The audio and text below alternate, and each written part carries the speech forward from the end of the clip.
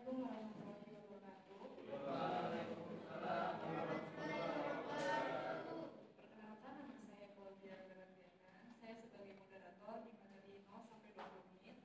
Saya bersama penyanyi satu yang bernama Muhammad Furqan Afrizal dan ada pembalas satu yang bernama Hadi Wiranata, pembalas 2 Ridwan Dermawan, dan juru kamera Muhammad Gifari. Tanpa berlama-lama, langsung saja saya panggilkan penyanyi yang bernama Muhammad Furqan Afrizal. Dipersilakan.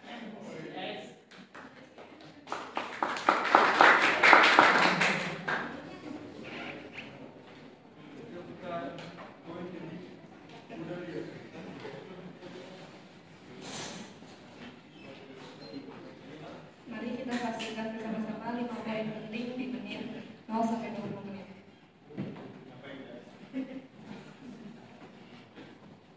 Baik, bismillahirrahmanirrahim. Assalamualaikum warahmatullahi wabarakatuh. Waalaikumsalam warahmatullahi wabarakatuh. Saya di sini akan membacakan 5 poin yang saya ambil dari materi 1 video menit 0 sampai 20. Yang pertama, Kabupaten Manokwari, Ibu Kota Provinsi Papua Barat, memiliki wilayah seluas 3.186,28 km dengan populasi sekitar 192.633 jiwa pada tahun 2023. Wilayah ini terdiri dari berbagai tipologi termasuk pesisir dan pegunungan.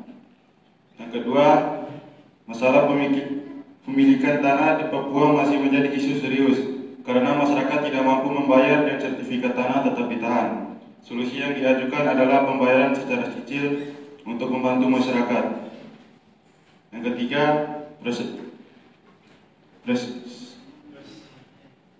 presentasi ini membahas kegiatan redistribusi tanah di kawasan tanah adat di Desa Inuas, Kabupaten Manokwari, Papua Barat. Penelitian ini bertujuan untuk mengidentifikasi dampak pada solusi terkait redistribusi tanah. Yang keempat, Kabupaten Manokwari memiliki 2 gunung, yaitu Gunung Abiwatis dan Gunung Bijero, yang menambah keindahan alamnya. Ketinggian Gunung Abiwatis mencapai 2.130 mdpl. Desa yang terletak di daerah Manokwari Utara mulai berkembang sejak 2002 dengan jumlah penduduk yang semakin meningkat. Hingga saat ini, desa tersebut memiliki 82 kepala keluarga. Demikian 5 poin yang dapat saya bacakan. Saya kembalikan ke moderator. Terima kasih sebelumnya kepada Muhammad Afrizal atas pemaparan materinya. Mari kita panggilkan pembalas satu Hadi Wiranata, silakan maju ke depan.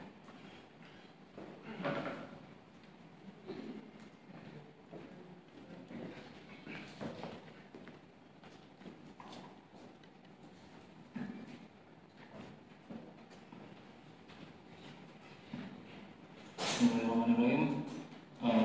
Mohon izin Bapak. Selamat pagi rekan-rekan. Terima kasih kepada moderator. Di sini saya tertarik dengan poin yang telah dibacakan oleh saudara Muhammad Furqan. Di sini tertulis masalah kepemilikan tanah di Papua masih menjadi isu yang serius karena masyarakat tidak mampu membayar dan sertifikat tanah itu tetap ditahan.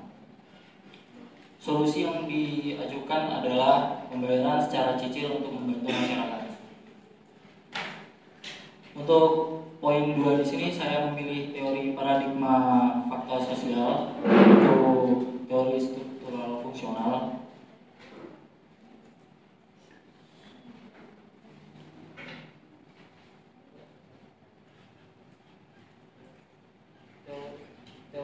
Teori ini memiliki substansi yang nomor 1, yaitu menyebutkan bahwa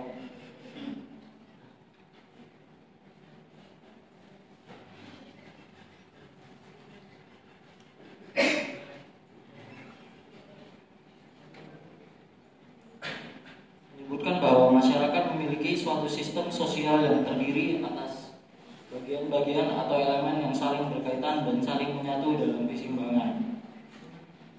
Yang saya perlu garis bawahi di sini adalah yaitu saling menyatu dalam keseimbangan. Dan pertanyaan saya di sini adalah bagaimana cara teori tersebut memahami masalah kepemilikan tanah di Papua, terutama terkait dengan ketidakmampuan masyarakat Papua itu sendiri untuk membayar dan penahanan sertifikat tanah, serta bagaimana solusi pembayaran secara cicil dapat mempengaruhi struktur sosial masyarakat di Papua.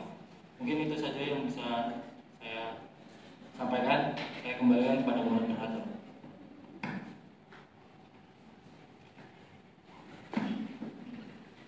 Sebelumnya terima kasih kepada Mas Hadi Wiranata atas pembahasannya. Selanjutnya mari kita saksikan sambutan dari penyanyi.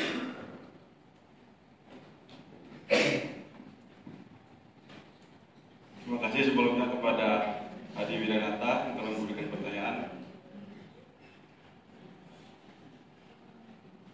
Menurut saya, teori struktural fungsional kepemilikan tanah adalah bagian penting dari struktur sosial yang mempengaruhi status sosial dan kesejahteraan ekonomi.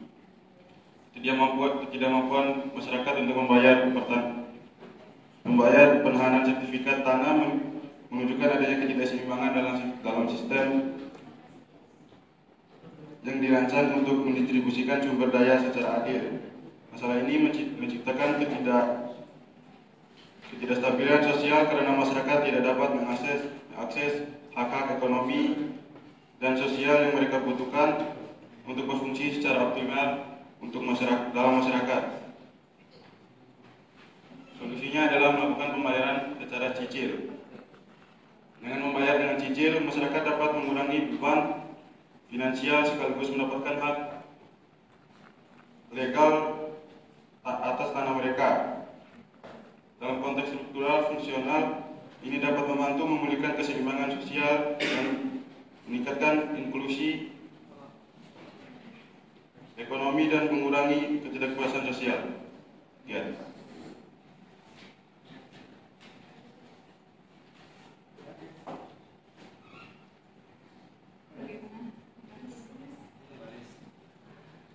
Terima kasih kepada pembahas 1. Selanjutnya mari kita panggilkan pembahas 2 Ridwan Dermawan untuk maju ke depan.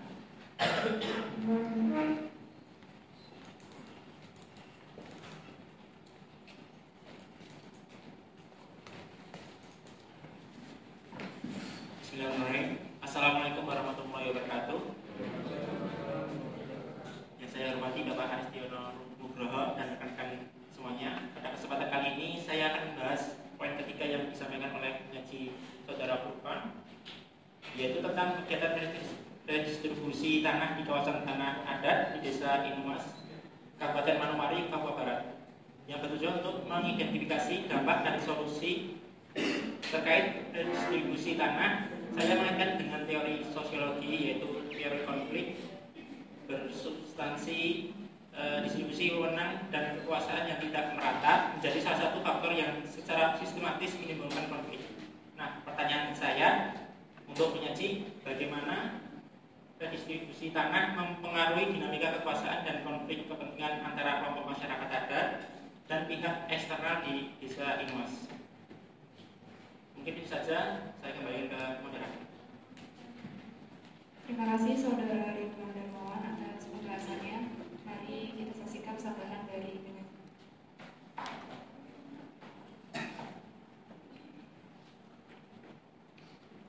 Baik, redistribusi tanah dapat memiliki dampak signifikan terhadap dinamika kekuasaan tanah, kekuasaan dan konflik kepentingan di Desa Inuas. Yang pertama, perubahan kekuasaan lokal. Redistribusi tanah seringkali mengubah struktur kekuasaan lokal dengan memberikan hak kepemilikan atau pengelolaan tanah kepada pihak baru yang bisa termasuk individu dan kelompok dari luar desa. Yang kedua, konflik kepentingan. Masyarakat adat seringkali memiliki hubungan kultural dan spiritual yang mendalam dengan tanah mereka. Yang ketiga, pengaruh eksternal. Pihak eksternal yang terlibat dalam redistribusi tanah seperti perusahaan atau pemerintah mungkin memiliki agenda yang tidak selaras dengan kebutuhan atau hak masyarakat adat.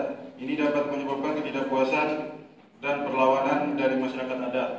Yang keempat, perubahan sosial ekonomi. Redistribusi tanah dapat mengubah pola ekonomi lokal, misalnya dengan mengalihkan tanah dari pertanian subsisten ke pegunungan komersial. Ini dapat mempengaruhi kehidupan masyarakat adat, seperti penghidupan mereka dan menciptakan ketegangan baru dalam masyarakat. Yang kelima, negosiasi dan resolusi konflik. Proses redistribusi tanah sering melibatkan negosiasi antara pihak-pihak yang bersengketa.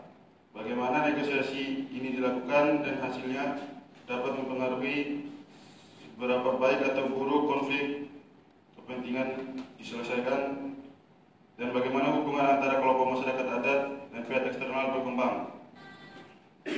Dari kesimpulannya, redistribusi tanah di Desa Inuas berpotensi menciptakan dinamika kekuasaan baru dan meningkatkan konflik kepentingan, terutama jika tidak dikelola dengan baik dan tidak melibatkan dialog yang adil antara semua pihak.